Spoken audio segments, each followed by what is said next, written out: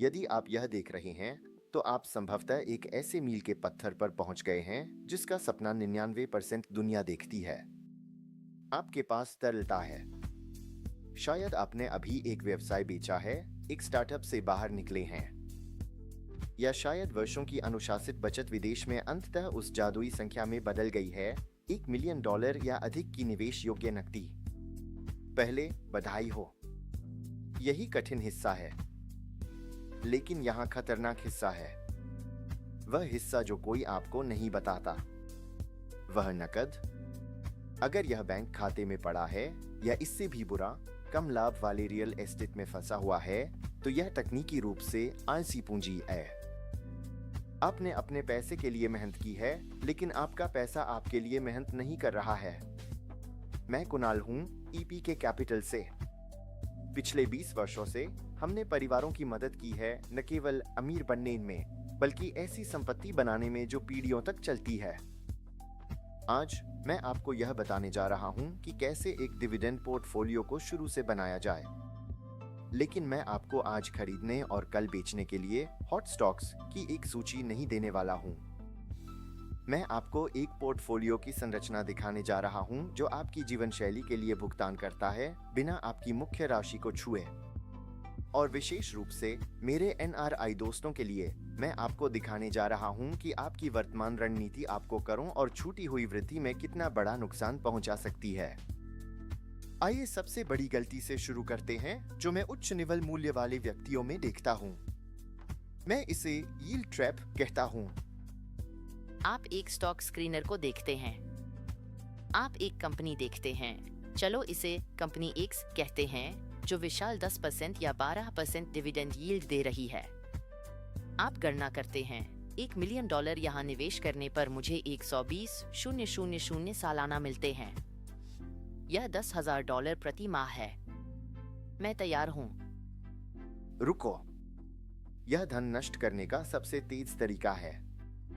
लाभांश की दुनिया में असामान्य रूप से उच्च उपज आमतौर पर मदद के लिए एक चीख होती है, न कि एक उपहार।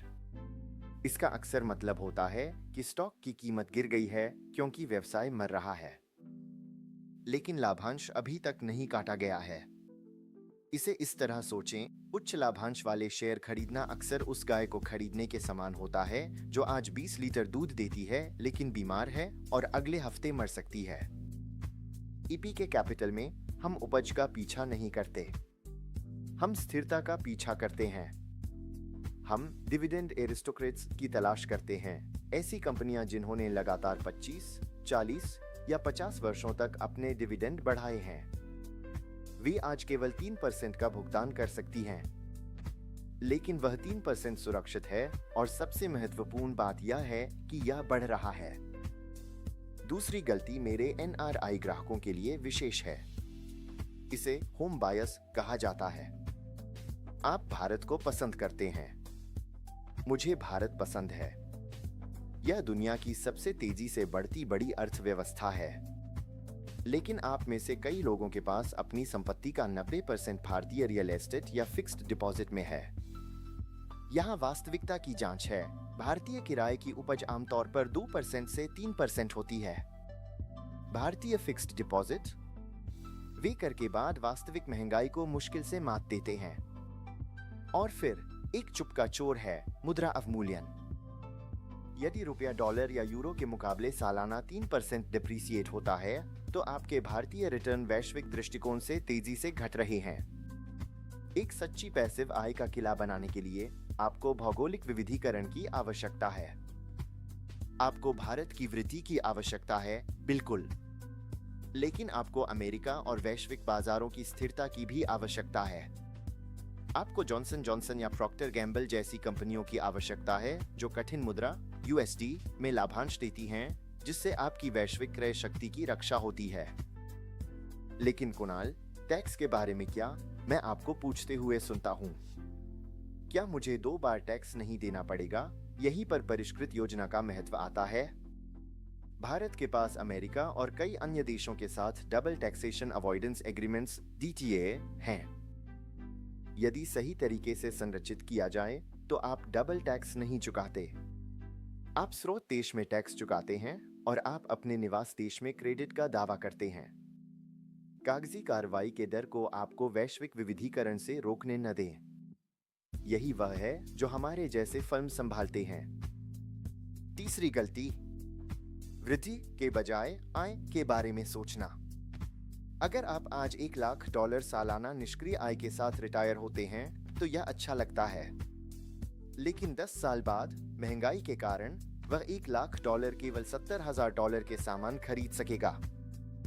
अगर आप एक बॉन्ड खरीदते हैं तो आपकी आय हमेशा के लिए स्थिर रहती है, लेकिन अगर आप एक डिविडेंड ग्रोथ स्टॉक खरीदते हैं तो आपकी आय बढ़ती है। मुझे आपको एक वास्तविक उदाहरण देता हूं। वॉरेन बफेट ने 80 के दशक के अंत में कोका कोला में निवेश किया। उस समय रिटर्न अच्छा था। आज, क्योंकि कोका कोला ने हर साल अपना लाभांश बढ़ाया है, बफेट हर साल अपनी मूल लागत पर 50% की उपज कमा रहे हैं। यही लागत पर उपज की शक्ति है। हम आज सिर्फ आपके बिलों का भुगतान नहीं करना चाहते, हम 20 वर्षों में आपके पोते पोतियों की शिक्षा का भुगतान करना चाहते हैं। इसके लिए ऐसी कंपनियों की आवश्यकता है जो कीमतें बढ़ा सकें और उन लाभों को आपके पास पहुंचा सकें। तो हम ईपीके कैपिटल में इसे कैसे बनाते हैं? हम मोट और गणित दृष्टिकोण का उपयोग करते हैं। हम केवल उन कंपनियों को खरीदते हैं जिनके पास अनुचित लाभ होता है। एक एकाधिकार, एक ब्रांड या तकनीक जो प्रतिस्पर्धियों के लिए पहुंच से बाहर हो। गणित, हम भुगतान अनुपात पर ध्यान देते हैं। यदि एक कंपनी $100 कमाती है और $90 लाभांश के रूप में देती है तो यह जोखिम भरा है। हमें वे कंपनियां पसंद हैं जो $50 का भुगतान करती हैं और बाकी $50 को पुनर्निवेश करती हैं ताकि वृद्धि हो सके।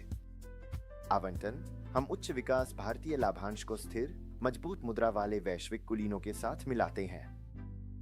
यह एक ऐसा पोर्टफोलियो बनाता है जो मजबूत है। जब एक बाजार गिरता है तो दूसरा आपको स्थिर करता है। जब महंगाई बढ़ती है तो आपकी तनख्वाह बढ़ जाती है। इस तरह का पोर्टफोलियो बनाना दिन के व्यापार के बारे में नहीं है। यह हर सुबह समाचारों को घबराहट में देखने के बारे में नहीं है। यह वास्तुकला के बारे में है। यह रात में अच्छी नींद लेने के बारे में है, यह जानकर कि आपकी संपत्ति आपसे अधिक मेहनत कर रही है। यदि आपके पास महत्वपूर्ण तरल पूंजी है, $1 मिलियन USD या उससे अधिक, और आप आईसी रिटर्न से थक गए हैं या मुद्रा जोखिम की चिंता कर रहे हैं, तो चलिए बातचीत करते हैं। मैं आपसे पैसे नहीं मांग रहा हूं, मैं एक दृष्टिकोण पेश कर रहा हूं। चलिए आपकी वर्तमान आवंटन की समीक्षा करते हैं। चलिए देखते हैं कि आपका पोर्टफोलियो 2026 के लिए बनाया गया है या यह अभी भी 1996 में फंसा हुआ है। विवरण में दिए गए लिंक पर क्लिक करें या ईपीके कैपिटल पर हमसे मिलें। मैं कुणाल हूं। देखने के लिए धन्यवाद।